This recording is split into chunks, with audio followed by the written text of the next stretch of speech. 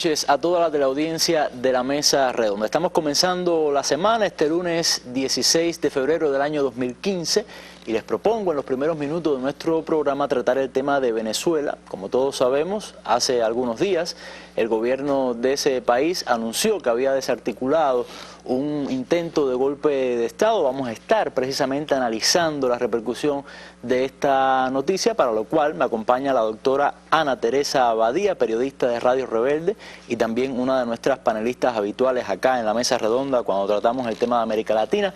Tendremos también la habitual sección La Esquina con el periodista Reinaldo Taladrid, hablando sobre un aspecto muy particular de las relaciones Cuba-Estados Unidos, muy a tono con estos tiempos. Y en los últimos momentos de la Mesa Redonda tendremos un gran amigo de Cuba, el cual les presentaré en su momento. Estas son nuestras opciones, nuestras propuestas para la noche de hoy. Les pido que se quede junto a nosotros.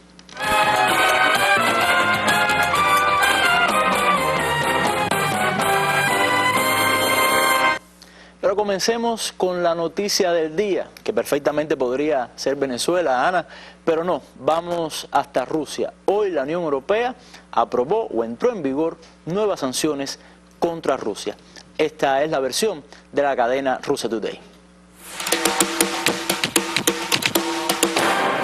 Ni el acuerdo alcanzado en Minsk ni el alto el fuego han sido suficientes para levantar las sanciones a Rusia y Ucrania. Este lunes se ha hecho pública y efectiva la nueva lista propuesta por el Servicio de Acción Exterior de la Unión Europea de 19 personas y 9 entidades relacionadas con el conflicto que son objeto de nuevas sanciones, según lo aprobado el pasado enero. Entre los afectados hay 2 viceministros de Defensa de Rusia, Arkady Bayin y Anatoly Antonov, así como el jefe adjunto del Estado Mayor de las Fuerzas Armadas y 2 diputados.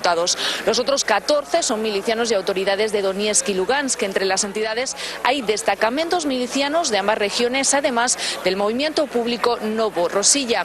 La Cancillería rusa ya ha hablado y ha asegurado que estas nuevas sanciones son absurdas, contradicen el sentido común y no favorecen la actual posibilidad de encontrar una salida a la crisis ucraniana. También desde la Cancillería se acusa a la Unión Europea de no preocuparse en analizar las causas reales de la escalada de violencia en el sureste de Ucrania y de seguir la vía bélica de Kiev. Hay que recordar que hasta este lunes se había pospuesto la entrada en vigor de las sanciones a ese nuevo listado para dar una oportunidad a las negociaciones del Cuarteto de Normandía y más tarde a la implementación de los acuerdos alcanzados. Pero el pasado jueves, durante el encuentro de jefes de Estado y de Gobierno de la Unión, se decidió que pasase lo que pasase respecto a esa ampliación de la lista negra, no habría vuelta atrás. Esas 19 personas y 9 entidades se suman así a las 132 personas y 28 empresas, la mayoría de Crimea, Lugansk y Donetsk, que ya tienen congeladas sus cuentas y prohibido viajar a la Unión Europea. Eso sí, por el momento no se habla de adoptar medidas restrictivas adicionales de carácter económico, financiero o militar, más allá de las ya existentes y que se decidieron prolongar hasta septiembre. Bueno, y en Rusia ha habido, por supuesto, reacciones a esta noticia. Por ejemplo, unas declaraciones de Iván Melnikov, quien es vicepresidente de la Duma del Estado, es decir, la Cámara Baja del Parlamento, y del Partido Comunista de la Federación Rusa. Dice: es extraño que las nuevas sanciones fueran impuestas tras los acuerdos de Minsk y terminadas las acciones armadas, y significa que muchas fuerzas políticas quieren que continúen las tensiones en el este de Ucrania, dijo Melnikov a la prensa. Y también, bueno, han habido reacciones por parte de las autoridades de Rosneft, sabemos, la gasífera rusa. Dice que las sanciones a Rusia ponen en peligro o en riesgo el suministro de combustible ruso al mercado europeo, afirmó el jefe de la petrolera rusa Rosneft, Igor Sechin, en un artículo publicado en el periódico Financial Times. Esta ha sido nuestra noticia del día. Pasamos ya al primer tema de nuestra mesa redonda.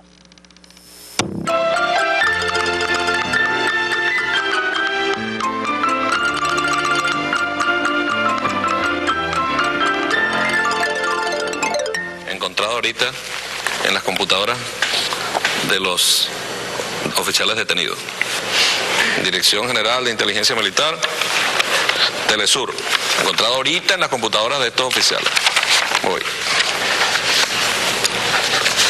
SEBIN, Plaza Venezuela, zona rental. Ministerio de la Defensa. Ahí está.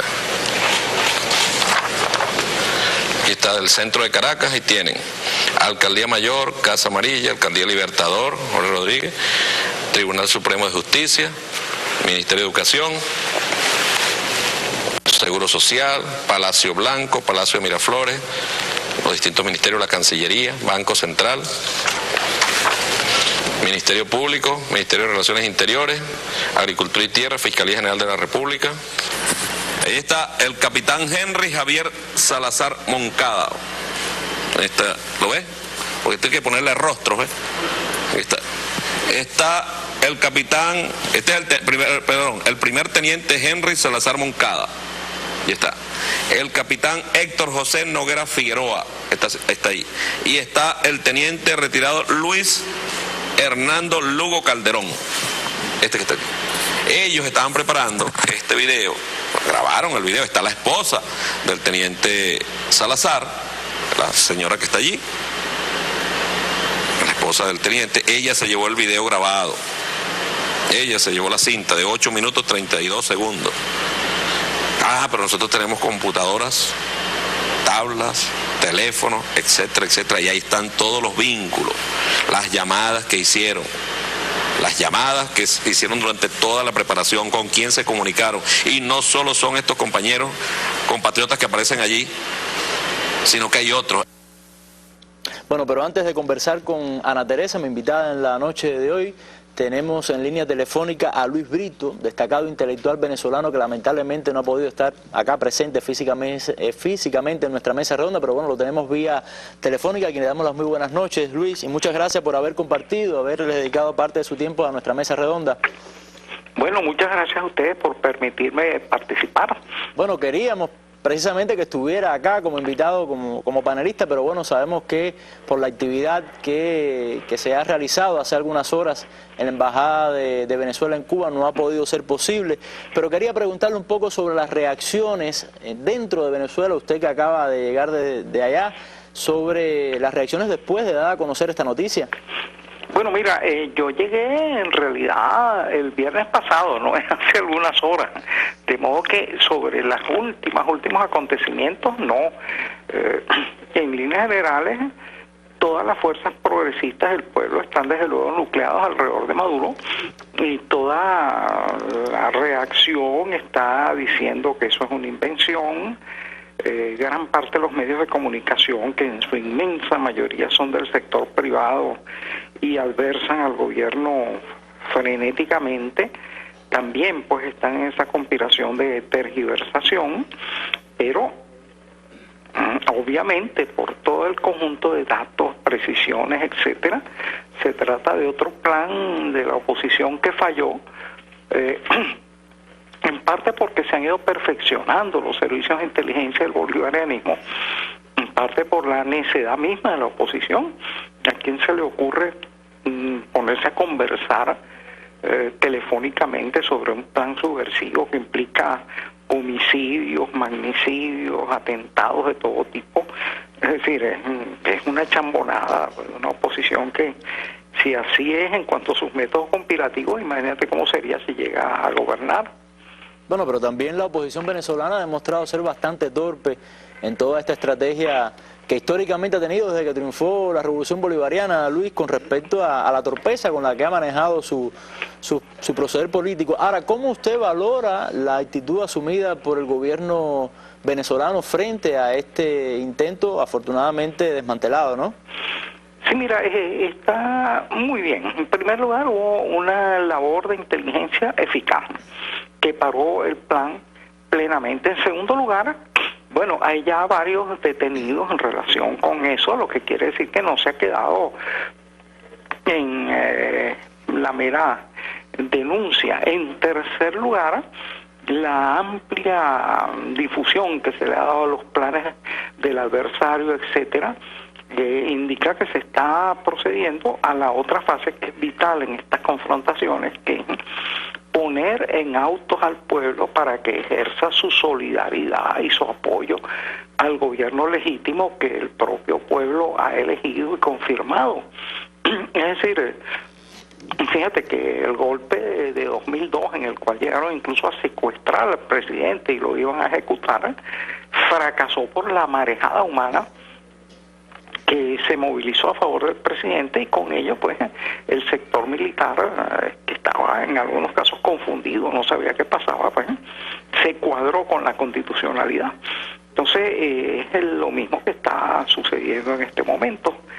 Entonces, bueno, en ese sentido, pues la finalidad del golpe, que para mí la oposición no tiene fuerzas para derrocar al gobierno. La finalidad del golpe es montar una patraña, simular una representación que supuestamente legitime una intervención militar extranjera, bien de paramilitares, bien de marines de Estados Unidos, etcétera. Eso fracasó estruendosamente. Y también bueno, tomar en cuenta, Luis, el tema de la solidaridad latinoamericana, que hubo una repercusión rapidísima por parte de nuestros gobiernos amigos. Sí, en todas las organizaciones de solidaridad latinoamericana ha habido pronunciamientos en contra del golpe de Estado. Tengo una gran curiosidad por saber qué dice la OEA, que está y que supuestamente defendiendo los derechos humanos. Bueno, ¿qué dice ella ante el intento de derrocar un gobierno legítimo, elegido y ratificado con la mayoría absoluta del pueblo venezolano, más de 11 puntos de ventaja? ¿Qué estará diciendo la OEA en este momento? Yo me imagino no ha dicho nada, no sé, no me ha llegado noticias. Hay esa solidaridad continental que además señala la necesidad que había de crear esos organismos como UNASUR, como la CELAC, como el ALBA, de verdadera solidaridad entre los pueblos de nuestra América, no meras organizaciones dependientes de Estados Unidos y de Canadá como la OEA. Entonces eso hace una repercusión internacional, y yo estoy seguro de muchas otras organizaciones expresarán su solidaridad, muy probablemente el movimiento de los no alineados y otras organizaciones pues expresarán su solidaridad con el gobierno. Estaremos al tanto entonces de esas informaciones. Yo le agradezco una vez más haberle dedicado unos minutos de su apretada agenda a conversar con nosotros acá en la mesa redonda. Bueno, para mí es un deber y un placer. Bueno, muchas gracias a usted. Bueno.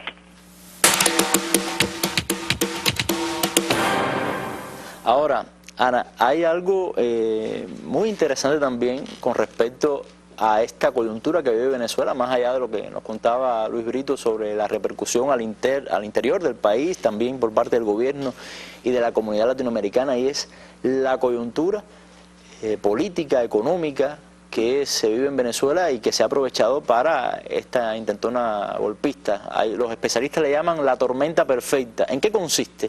Mira, bueno, muy buenas noches para ti y muy buenas noches para la audiencia.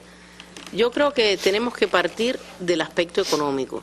Hemos dicho en otras oportunidades en esta misma mesa redonda que toda sanción, toda guerra económica termina siempre en una acción militar, porque es que forman parte de eso, o sea, no se puede ver aislado ningún elemento, sino que tiene que tener una visión holística. Yo comenzaría recordando que sobre el 6 o el 7 de enero comenzó a recrudecerse una vez más la guerra económica en Venezuela. Ahora, ¿en qué se basa eso que tú le llamas y que has valorado muy bien como la tormenta perfecta? Yo creo que no se han dejado cabos sueltos desde esa campaña desde esa campaña política por parte de la ultraderecha, tanto venezolana como de otros centros de poder mundial.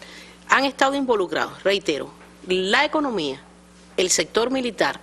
Se han hecho además acciones para desacreditar a figuras del gobierno. Me refiero específicamente a los ataques desde medios de comunicación a partir de la deserción de su jefe de seguridad, del presidente de la Asamblea Nacional, Diosdado Cabello. Que era el que veíamos presentando las pruebas en el vinculándolo con el cártel de Soles. O sea, sin duda eso no puede verse aislado, porque estás contribuyendo desde los medios de comunicación, desde la formación de la opinión pública, a el descrédito de una parte importante también de ese gobierno. Se había pedido que se sumaran los estudiantes, o sea, todo este plan comenzaría con una proclama que estaría firmada principalmente por Antonio Ledesma, conocida figura de la oposición, y se desencadenaría después toda esta serie de acciones que culminarían con bombardeos sobre Caracas, según ha denunciado el gobierno. Otro aspecto importante, denuncias de violación, de supuesta violación de los derechos del opositor Leopoldo López. Los grandes titulares en los últimos días han dicho que comandos militares lo han atacado en su celda. Leopoldo López, el responsable de las guarimbas que costaron vidas. Y responsable de muchas otras cosas. Exacto, también en Venezuela. En Venezuela. Y súmale a esto el papel de los medios de comunicación. O sea, que aquí no hay absolutamente cabo suelto. A mí me llama mucho la atención, Oliver, la repetición también de ciertos guiones. Las últimas guerras a nivel internacional han comenzado de esta manera. O sea, la llamada guerra no convencional. Exacto, uniendo todos estos elementos, y nunca ha faltado el bombardear, el desarticular un medio de comunicación. Ahora, fíjate, aquí estaba sí, el caso, por ejemplo, de Telesur. Lo hicieron en Yugoslavia, lo hicieron en Irak, lo hicieron en Libia. Sí, porque se trata, bueno, lo hicieron también en Venezuela durante el golpe de Estado contra Hugo Chávez, contra Venezolana de Televisión. Ahora, a esta tormenta perfecta, repito, que es como lo han acuñado, el nombre que han acuñado los analistas, que tienen una vertiente mediática, una vertiente económica, una vertiente política. Una vertiente civil. Es civil, pero hay que añadirle también el contexto internacional, sanciones de Estados Unidos y bajos precios del petróleo, que también es como una oportunidad, ¿no?, que se les presenta, ¿no? Mira, obviamente, todo el mundo sabe que Venezuela depende, el 96% de los ingresos venezolanos son precisamente del petróleo. Ante la caída de los precios a nivel internacional, obviamente la economía se resiente mucho más, y eso se traduce en más desabastecimiento, y todo esto ligado a una cruenta, podemos decirlo así, guerra económica en el país. Y también yo diría que un cierto desgaste en alguna fuerza, porque figúrase, un gobierno que tiene que ocuparse, y eso lo hemos analizado en otras oportunidades, hasta de organizar las filas o las colas, cuando debía estar en otras actividades más profundas, obviamente tiene que sufrir un determinado desgaste. Y a eso están apostando también. O sea, esa es la esencia de todo esto. En un año electoral, en 2015. un año de legislativas, de elecciones legislativas, es muy importante el triunfo o los resultados de esos comicios, porque obviamente, como en todo país, se depende del balance de fuerzas hacia el interior de la Asamblea para, obviamente, transitar, ejecutar, aprobar leyes. Pero bueno, recordemos las leyes habilitantes que tanto han servido al gobierno revolucionario en Venezuela durante mucho tiempo para aprobar pero leyes han sido, y medidas, ¿no? o sea, han sido, si tú analizas, el único camino ante la traba legislativa que en muchas oportunidades se ha colocado para aprobar determinadas otras leyes, otros programas, y ha sido en ocasiones la única salida que se ha podido encontrar. O sea, pero además ningún gobierno puede desprenderse de las bases. El gobierno, obviamente, el más local, el gobierno de más abajo va a ser justamente esas personas que van a estar en representación de todos los venezolanos, y es imprescindible lograr ese poder más abajo, ¿verdad?, que se interconecte con el poder nacional, el poder gubernamental. Y llama la atención también, Ana, el tema de las Fuerzas Armadas, es decir, de cómo también están tratando de utilizar o cómo envían mensajes regularmente a las Fuerzas Armadas, que es uno de los pilares de la revolución. Eso está claro. Las Fuerzas Armadas es pilar fundamental de la revolución. En Venezuela tradicionalmente ha sido así. O sea, y estos últimos gobiernos no han sido obviamente la excepción. Las Fuerzas Armadas, otras fuerzas en el país son el sustento, y obviamente se sabe que si hasta ahora no se había logrado un resquebrajamiento, se iba a intentar por parte de los grandes centros de poder de lograr desunidad en las fuerzas, porque obviamente si usted desde las Fuerzas Armadas está planificando un golpe militar y está planificando en la rama civil, en la parte civil, desórdenes o manifestaciones, usted crea un estado de ingobernabilidad, lo cual puede ser pretexto para cualquier acción.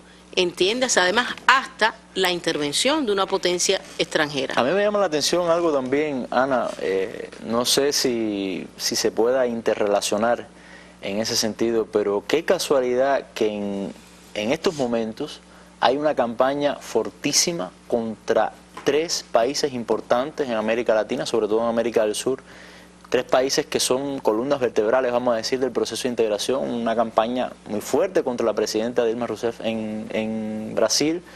Ya sabemos la situación también en Argentina con la presidenta Cristina Fernández. Muy fuerte y Venezuela, en Argentina también. Y Venezuela. Sí. O sea, parece que estamos frente a un plan que va más allá de lo nacional, ¿no? De las coyunturas nacionales, sino latinoamericano, de esa derecha latinoamericana. ¿Qué piensas? Mira, sobre todo esto, obviamente coincidiendo con el giro de América Latina hacia la izquierda que había iniciado el líder supremo venezolano Hugo Chávez con su movimiento Quinta República, y que después se fue consolidando hasta llegar a un 2006 donde hubo un indígena presidente. Desde que América Latina comenzó ese giro, también se han incrementado este tipo de acciones y hemos vivido la historia de lo que ha ocurrido. Pero imagínate, o sea, en este tiempo, golpe parlamentario contra la presidenta de Brasil. En Argentina, bajo fuego Cristina. Esto obviamente responde, como tú decías, a toda una estrategia también. O sea, hay que en América Latina poner determinados, diría yo, puntos sobre las IES según el parecer de esa ultraderecha, porque en el fondo también piensa que puede tratarse de un ciclo. Fíjate, se está apostando por eso también, se está apostando por el hecho de que estos gobiernos no tengan continuidad, y eso es importante también tenerlo en cuenta a la hora de valorar lo que está sucediendo. Yo creo que hay una lección, ya para terminar, y es que la derecha latinoamericana, si bien ha perdido espacios de poder político, se sigue organizando, o sea, y se sigue intercomunicando y pensando estrategias. Es que tiene muchos recursos financieros también. Claro. Y eso, obviamente, eso vale para todo, eso vale para comprar mentes, eso vale para organizar determinadas campañas, y de hecho, ya te digo, estas últimas campañas están demostrando un fuerte poder financiero por parte de esa ultraderecha. Bueno, Ana, muchas gracias por este análisis y muchas gracias también por haber estado junto a nosotros en esta noche de hoy. Gracias. El análisis de los más importantes acontecimientos internacionales. La valoración de temas de actualidad nacional, acompañadas del criterio y las preguntas de la población. El acercamiento a hechos históricos, económicos, científicos, deportivos y culturales. Mesa Redonda. Más allá de la noticia.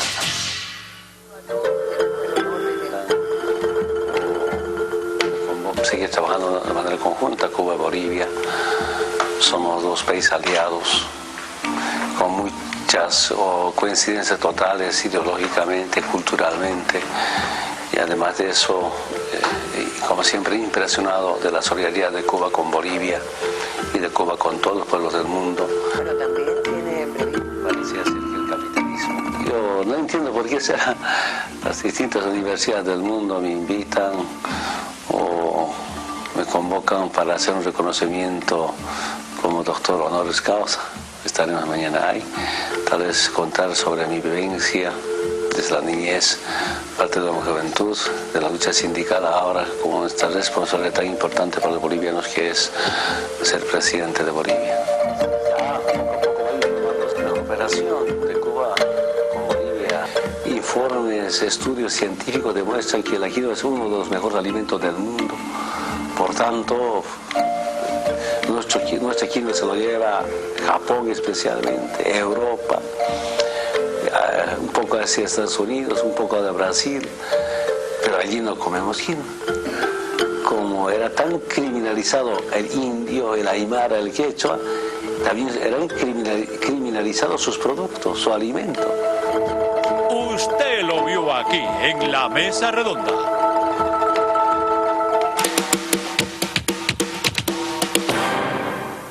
Y vamos a darle ya las buenas noches al periodista Reinaldo Taladriz, quien está listo en su esquina para hablarnos hoy sobre, repito, una arista de las relaciones Cuba-Estados Unidos en este contexto.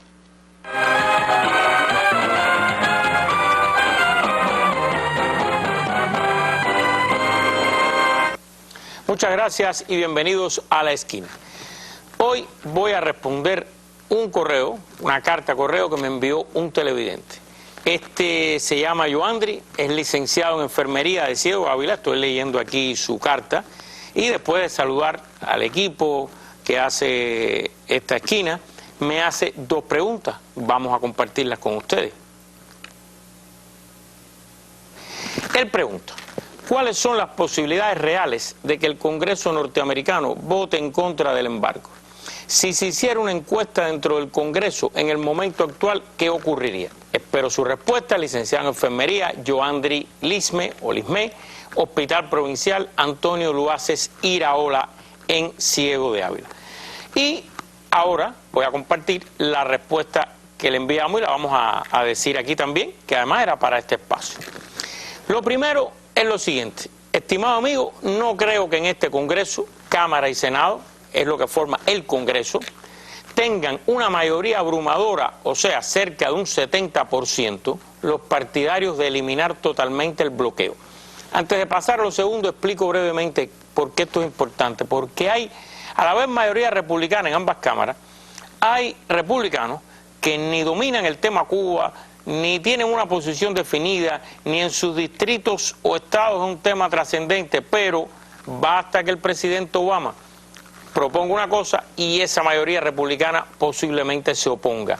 Y Cuba no está exento de ser un tema en el que el presidente ha tomado una iniciativa y que tiene que ser sometida a aprobación del Congreso los pasos que vaya dando. Por tanto, es importante que este Congreso, al tener mayoría republicana en ambas cámaras, puede, y la pregunta de él, voy a aclarar, se refiere al Congreso, no se refiere a otra cosa, sino él me está preguntando qué puede pasar en el Congreso. Es por eso que, por la explicación que le di anteriormente, tanto a Yoandri como a otros amigos, que puede pasar esto en muchas de las votaciones sobre cualquier cosa que tenga que ver con el tema Cuba. Pasamos a un segundo punto. A esto, súmele que tanto los presidentes de todos los comités, Comité de Relaciones Exteriores, Subcomité para América Latina, del Comité de Relaciones Exteriores, tanto de la Cámara como del Senado, son republicanos. Y un presidente de un comité tiene un grupo de facultades que en muchos casos le permite retrasar una discusión, retrasar una votación, desviar el tema de una votación. O sea, tienen un grupo de facultades que si quieren boicotear algo, tienen posibilidad de retrasarlo o de boicotearlo. Claro, está por ver qué nivel de apoyo encuentran estas maniobras, que puede que ocurran o no. Continuamos. Por otra parte, en este debate está el llamado Grupo Cuba dentro del Congreso. Este es un grupo bipartidista que tiene que tener como regla, estas son las reglas del grupo. Primero, tiene que haber igual cantidad de demócratas y de republicanos. Y segundo, todos sus miembros deben haber visitado Cuba. Este llamado Grupo Cuba, que actúa de una manera a veces formal, a veces informal, no se trata de una cosa, digamos, que tenga una constitución muy oficial, pero existe y funciona. Este Grupo Cuba un poco ha defendido, más o menos, con algunos matices, pero no creo que haya mucho, la misma política que ha anunciado el presidente Obama hacia Cuba, es la que hace un tiempo ellos venían proponiendo y tratando de aprobar en el Congreso. Ya ellos han empezado a actuar, inmediatamente después del 17 de diciembre, han comenzado a actuar, y vamos a ver, para que tengan idea, algunas de las cosas que han ido ya haciendo en el Congreso. Vamos a ver. Ya propusieron un proyecto de ley para eliminar la prohibición de viajar a Cuba el conocido y para muchos anticonstitucional travel ban. Eso es la prohibición de viajar. Vamos a dejar un momentico el segundo proyecto afuera. Esta prohibición de viajar, ellos plantean eliminarla totalmente y que puedan viajar a Cuba como turistas cualquier norteamericano. Hay mucha gente históricamente que decía que esto era anticonstitucional por un artículo de la Constitución de Estados Unidos que garantiza el derecho a viajar libremente a los norteamericanos.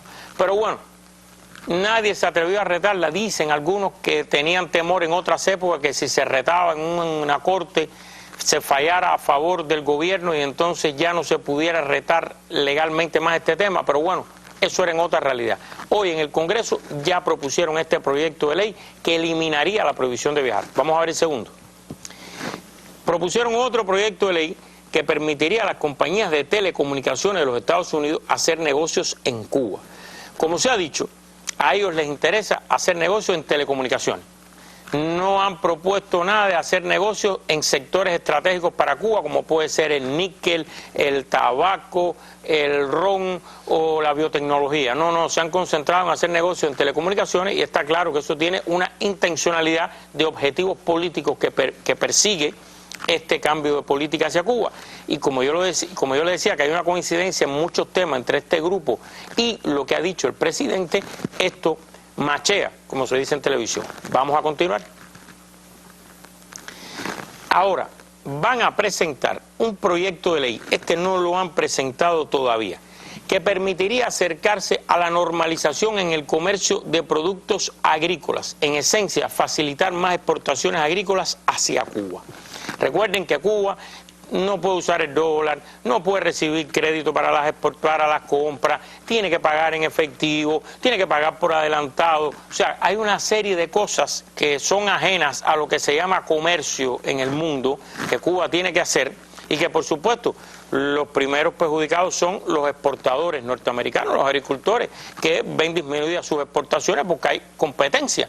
Hay otros países que ofertan también productos y no está sometida Cuba a estas reglas especiales. Repito, esta no la han presentado todavía, pero ¿qué pasó? Vamos a ver en pantalla.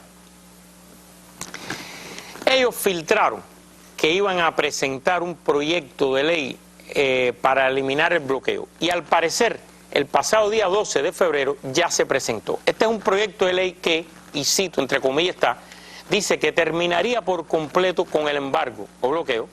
El bloqueo lo puse yo, ellos dicen embargo siempre, comercial sobre Cuba y abriría las puertas a las exportaciones estadounidenses. El título del proyecto de ley que presentaron el pasado 12 de febrero es Ley para la Libertad de Exportación a Cuba. El texto legislativo, en caso de aprobarse, derogaría las leyes que han prevalecido durante décadas para prohibir el comercio con Cuba o con empresas que operen en el país caribeño. Esto se presentó el día 12, ellos habían filtrado que iban a presentar esto, pero bueno, ya está copatrocinado tanto en Cámara como en Senado por demócratas y republicanos afines a este llamado Grupo Cuba. Y continuamos con las otras cosas que este grupo ha ido haciendo en el Congreso. Vamos a ver. También adelantaron, y esto adelantaron fue en una filtración, entre comillas, que se hizo a la prensa. Estas filtraciones generalmente que quieren decir algo, llaman a un periodista, no me cites, si tú me citas te desmiento, pero y se le dicen las cosas. O sea, que estas filtraciones las hace gente que está en los temas que se filtran. Ellos filtraron que van a usar el conocido método, vamos a verlo en pantalla de nuevo un momentico, para ir. El conocido método de introducir algunos de estos proyectos como enmiendas a proyectos de leyes que sí se tienen que discutir y votar y así obligan a su discusión y posterior votación. ¿Qué quiere decir esto? Que usted tiene que aprobar una ley, digamos, del presupuesto nacional y como una enmienda a esa ley, usted introduce uno de estos proyectos de leyes. Por eso es que muchas veces hay leyes que usted le llama la enmienda tal, se conocen como la enmienda más cual, el nombre del que la presentó, y se ponen como perchas, como enmiendas a leyes que sí hay que votar. ¿Por qué? Porque a lo mejor, si la presentaban sola, es posible que por todas las cosas que le expliqué anteriormente, o no se lleva a votación, como ha ocurrido muchas veces en el tema Cuba, proyectos de ley para atacar el embargo, bloqueo, y que no llegan a votarse nunca, eso pasaba antes, Pero como puede pasar eso, van a usar la táctica de ponerlo como enmienda en leyes que sí obligatoriamente hay que votar. Ellos agregaron, que lo vieron en pantalla, que esto es una estrategia a largo plazo. ¿Y por qué a largo plazo? ¿Y por qué dicen que esto es una estrategia que no es de ahora para mañana? Porque ellos, y con esto vuelvo al inicio de la pregunta que me hace Yoandri, déjeme rectificar si es Yoandri o Yoandri, no es Yoandri, perdón, de la pregunta que me hace Yoandri Lisme de Ciego Dávila. ¿Por qué dicen esto que es a largo plazo? Porque ellos están convencidos que va a haber muchos obstáculos, que va a haber mucha oposición y que no va a ser fácil ni va a ser un camino expedito aprobar estas leyes que aún así dejan intacto cosas esenciales e importantes del bloqueo. Cosas importantes como las exportaciones de Cuba a los Estados Unidos, como el uso del dólar y una serie de cosas que forman el núcleo, el corazón de esa genocida política que está vigente. Así que, Yoandri, espero haberle respondido su pregunta. Terminamos la esquina y regresamos a la mesa.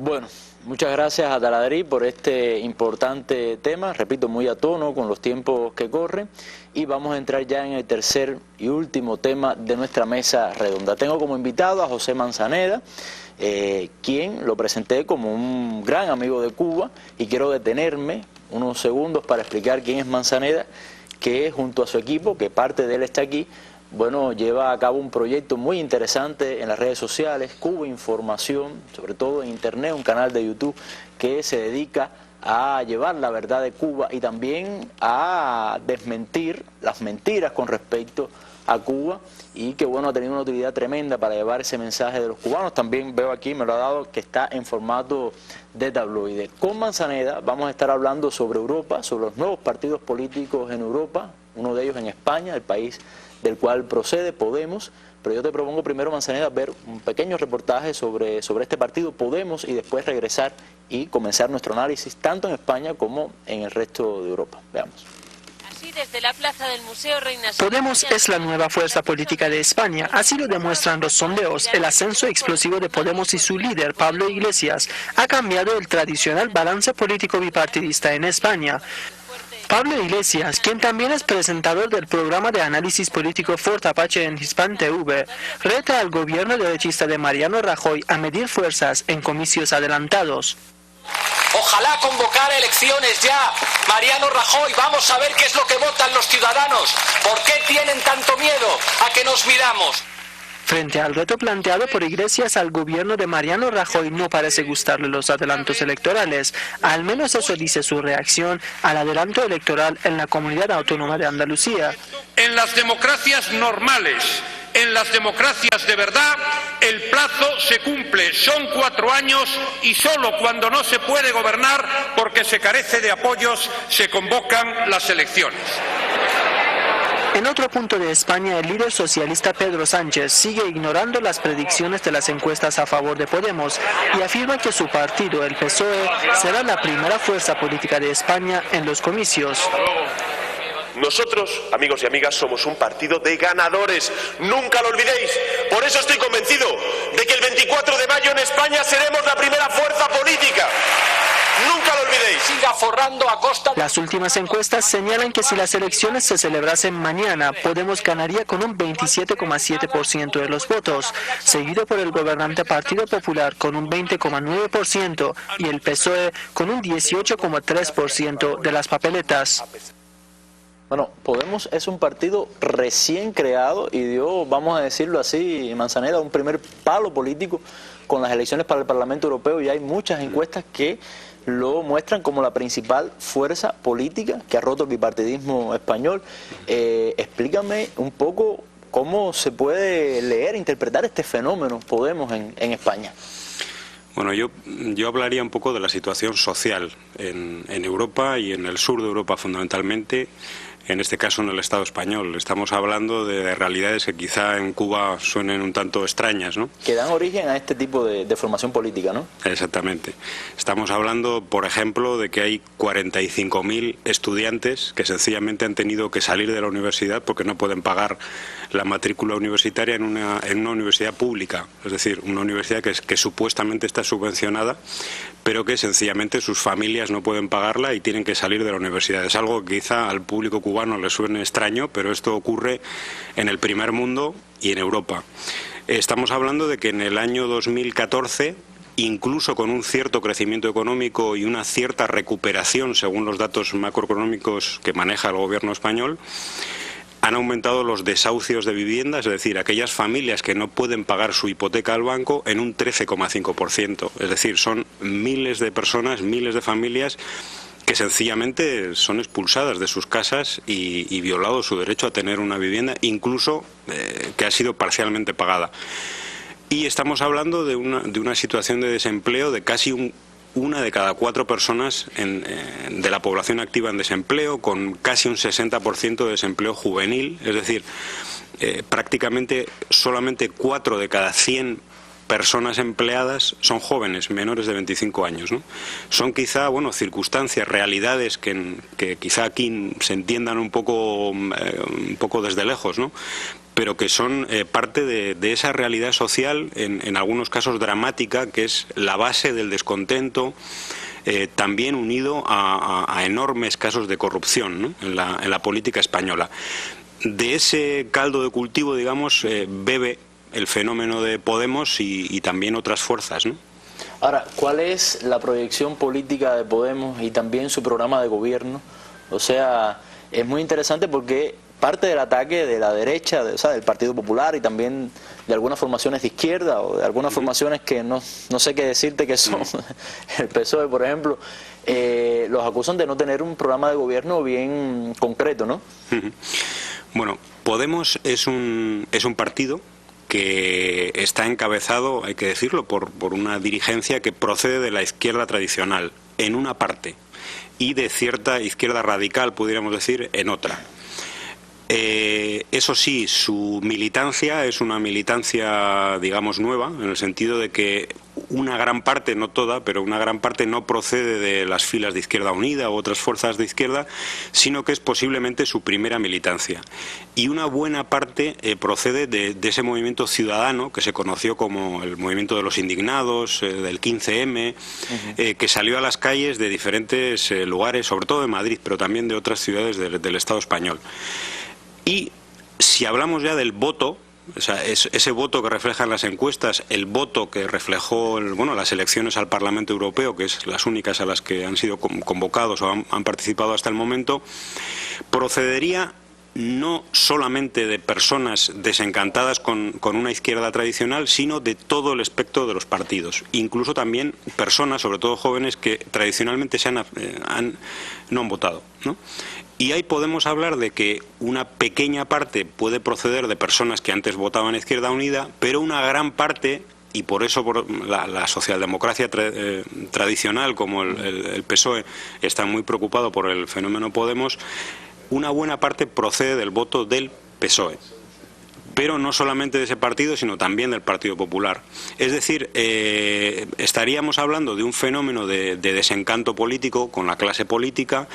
Ellos tienen un mensaje fuerte anticorrupción, también un mensaje claramente antineoliberal, no con unas propuestas, digamos, netamente de la izquierda tradicional y mucho menos revolucionaria, pero sí con propuestas económicas antineoliberales.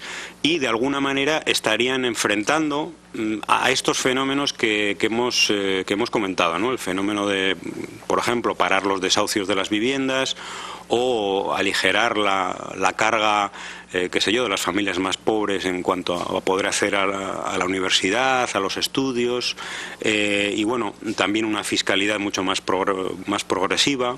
Este sería un poco el perfil. También mencionando que Podemos tiene en estos momentos una táctica, digamos, de ambigüedad en su programa. De alguna manera su objetivo es arrastrar el electorado descontento de esa masa de ciudadanía que se ha opuesto a la clase política y al bipartidismo, y de alguna manera, bueno, están teniendo éxito. Bueno, yo te propongo, Manzanera, ir de lo particular a lo general, es decir, no solamente quedarnos en España, sino también incluir otros fenómenos de este tipo en Europa, y un ejemplo ha sido, bueno, el partido Syriza, que ha alcanzado el gobierno en Grecia. Vamos a ver un reportaje sobre Grecia, sobre la posición del gobierno con respecto a todo este tema de la crisis, y después regresamos con Manzanera, quizás para abrir, te repito, el espectro, ¿no?, del análisis. El más amplio análisis de los acontecimientos que marcan al mundo, con reconocidos periodistas y especialistas de temas globales y regionales. Los temas internacionales en la mesa redonda. Nuestras armas son las ideas.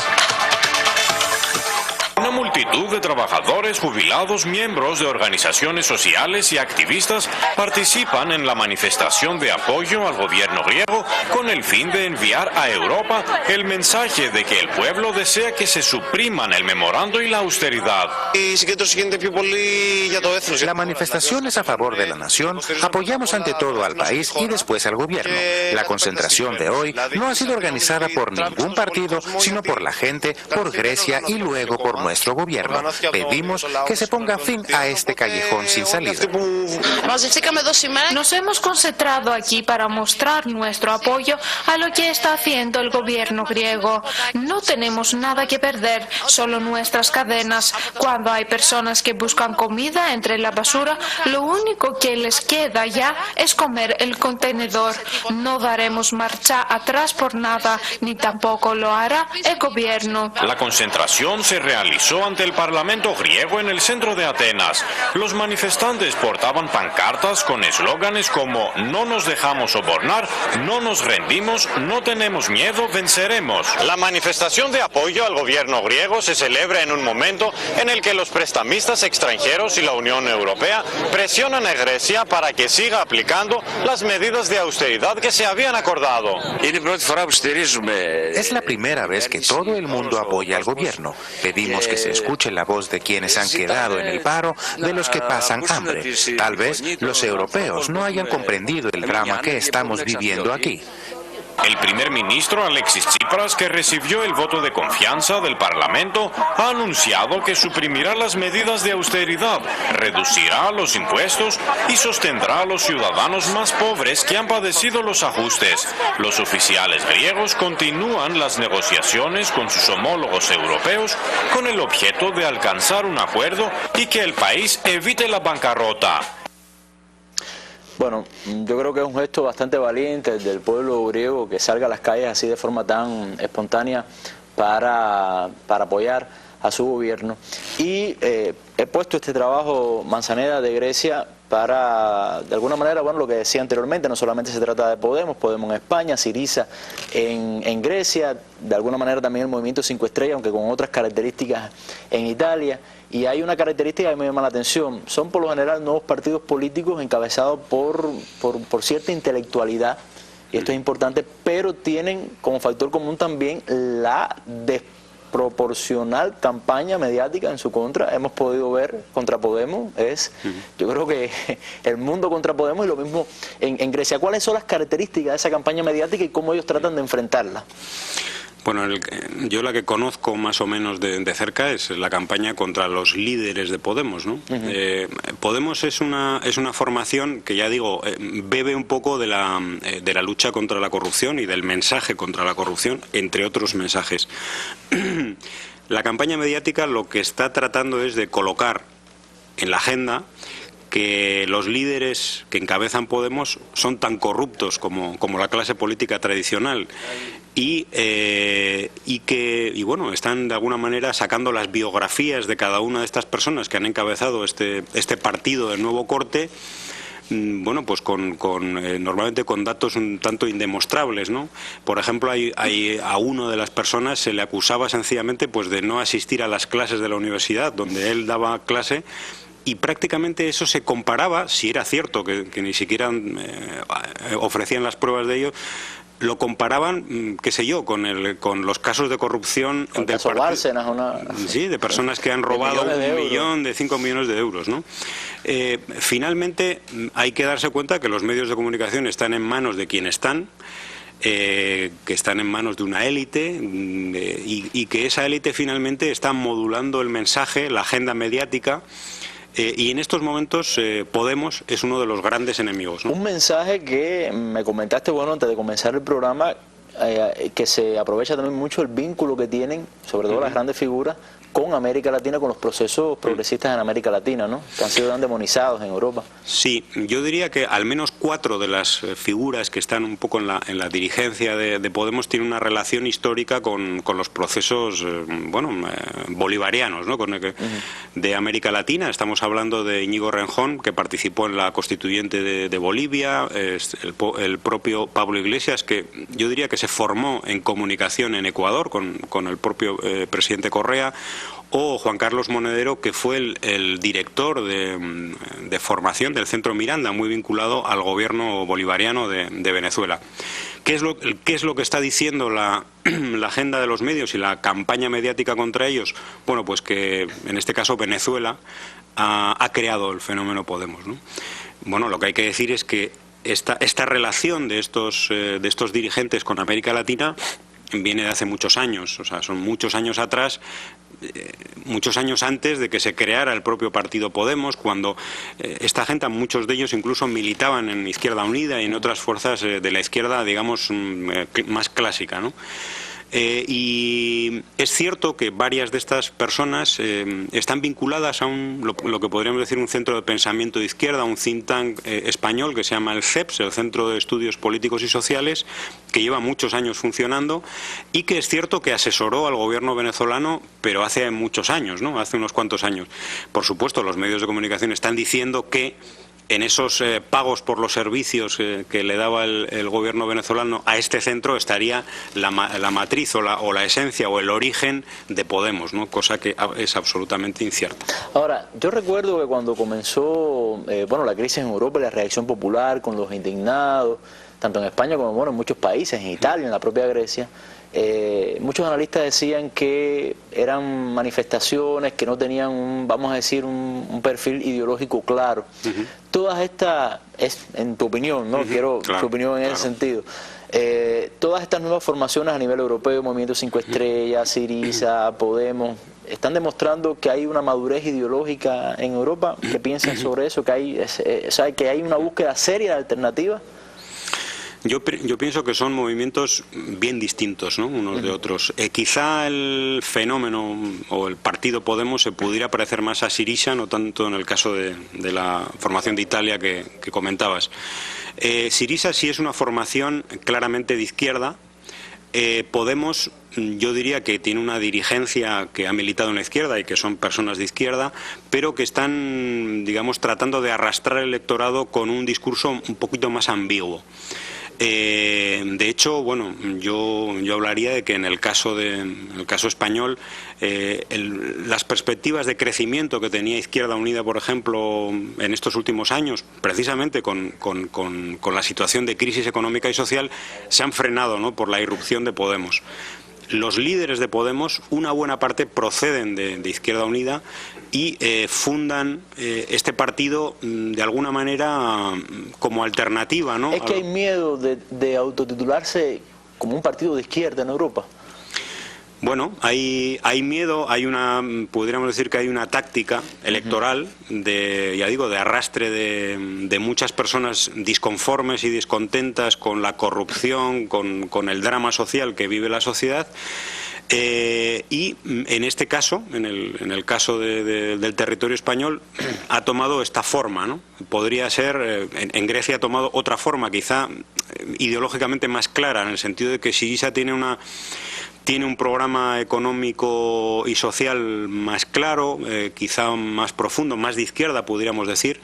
El caso de Podemos, bueno, presentaba sus propuestas económicas por parte de Vicens Navarro y de Juan Torres, que son dos economistas de izquierda, hay que decirlo, bien conocidos allá. El caso de Vicens Navarro, hay que decir, fue un asesor del MINSAP aquí, o sea, una persona conocida por Cuba, que además ha hablado muy bien de Cuba siempre, toda la vida. Pero, ya digo, su mensaje es de una ambigüedad táctica.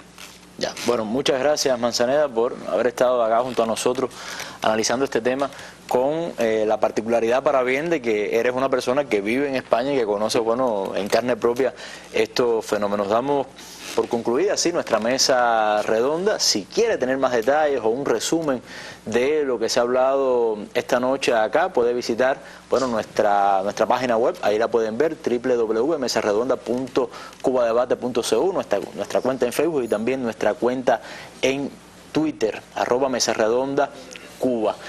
Vámonos con nuestras imágenes del día, que en este caso tiene que ver con nuestro país. La Feria Internacional del Libro, que se celebra en estos momentos y que es uno de los grandes eventos culturales en nuestro país, una fiesta de la lectura y del libro para todos los cubanos. Muy buenas noches y muchas gracias por su atención.